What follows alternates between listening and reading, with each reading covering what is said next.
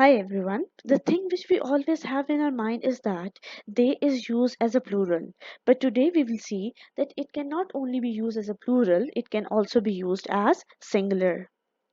When can they be used as singular? Let's find out. First of all, they is a third person gender neutral singular pronoun.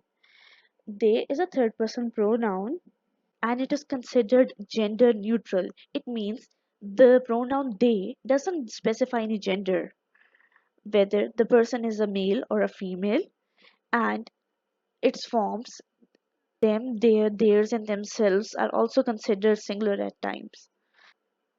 They is basically used instead of he or she or he. There was a time when he or he was used to refer to the people where the gender was unknown. But it created a conflict among people whether to use he first or whether to use she first. To end this confusion, they was started to be used as a singular pronoun. For example, previously, if the gender was unknown, the sentence used to be written like this: student will be sent out of the class if he or she or he doesn't behave well. The writers used to use any of these combinations.